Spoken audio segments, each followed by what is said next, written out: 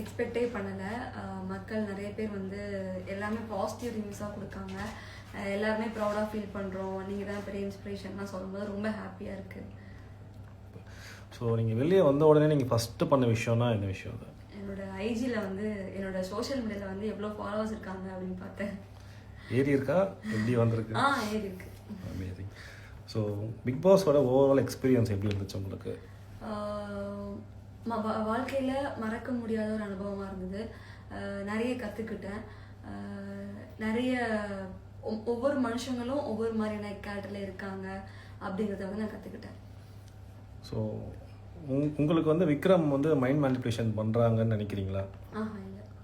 Okay, நீங்கள் ஏன் தனியாக விளையாடலை? நீங்கள் ஒருத்தர் பின்னாடி இருந்து சேஃபாக கேம் ப்ளே பண்ணுற மாதிரி இருந்துச்சு அப்படின்னு கேட்டிருக்காங்க. அது நான் தனியாக தான் விளையாடுறேன்னு நம்புகிறேன். ஸோ தனியாக தான் விளையாண்டேன். நான் யாரோட பின்னாடியும் போய் இருக்கலை.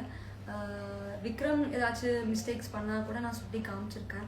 ஸோ நான் வந்து தனியாக தான் விளையாண்டுருக்கேன் நம்புகிறேன். தனியாக தான் விளையாண்டேன். ஸோ வியானா வந்து விக்ரம் தான் வந்து உங்கள் எவிக்ஷனுக்கு காரணம்னு சொல்கிறாங்க. அதுக்கு உங்களோட ரிப்ளை என்ன? எனக்கு அதில் உடன்பாடு இல்லை. இப்போ வீட்டுக்குள்ளே போய் ஒருத்தரை கேள்வி கேட்கணுன்னா யாரை கேட்பீங்க? என்ன கேள்வி கேட்பீங்க? சாண்ட்ரா கிட்ட மட்டும் ஒன்று கேட்கணும். லாஸ்ட்டாக கமல்ஹாசன் வந்து சாரி கேட்கும் போது அவங்க கொடுத்த ரியாக்ஷன் அது அந்த அளவுக்கு போயிருக்க வேண்டாமே, அதுதான் கேட்கணும். அந்த வீக் நீங்கள் ஹெல்மெட் ஆகலைன்னா யார் ஆகிருப்பாங்க நினைக்கிறீங்க? மேபி சாண்ட்ராக்கும் எந்த இன்சிடென்ட் நடக்காமல் இருந்துச்சுன்னா கண்டிப்பாக சாண்ட்ரா போயிருந்துருப்பாங்க. பிக் பாஸ் வீட்டில் நீங்கள் கற்றுக்கிட்ட ஒரு விஷயம்னா என்ன விஷயம்? எவ்வளோ கோவம் வந்தாலும் நம்ம வந்து டெம்பர் லூஸ் பண்ணக்கூடாது. End of the day it's a game. எல்லாருமே மனுஷங்க தான். நம்ம ஒரு கேம்காகன்னு சொல்லி எப்படி நம்ம வந்து நம்மளே மீறி சில விஷயங்கள் பண்ணக்கூடாதுன்னு நினைக்கிறோமோ, அதே மாதிரி நம்ம வாழ்க்கையிலையும் ஏதாச்சும் ஒரு விஷயம் நம்ம வேணுங்கிறதுக்காண்டி நம்ம கேரக்டரே நம்ம வந்து கீழே இது பண்ணி நம்ம வந்து மனுஷங்களுக்கு ஆப்போசிட்டாக அகேன்ஸ்டாக எதுவும் பண்ணக்கூடாது. எல்லாருமே மனுஷங்க தான். ஸோ அதுதான்.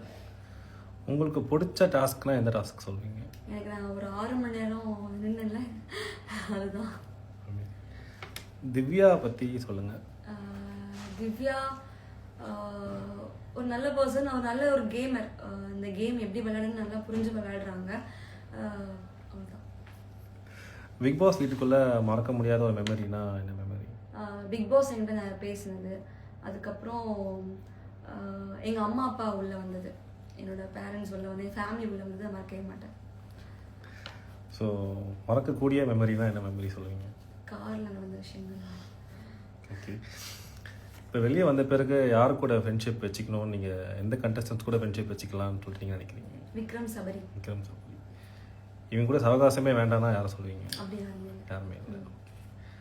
ஸோ அரோரா ஃப்ரெண்ட்ஷிப் பற்றி சொல்லுங்கள். எனக்கு அவளும் பிடிக்கும்.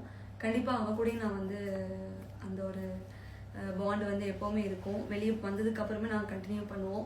எனக்கு அவளுக்கும் மச்சான்னு சொல்லி அந்த ஒரு பாண்டு செட் ஆச்சு. பார்க்கவும் நல்லா இருந்துச்சு, எனக்கு ரொம்ப பிடிச்சிருந்துச்சு. பட் நாங்கள் ஒரு லாஸ்ட் 3 வீக்ஸ் தான் வந்து ரொம்ப க்ளோஸாக இருந்தோம்.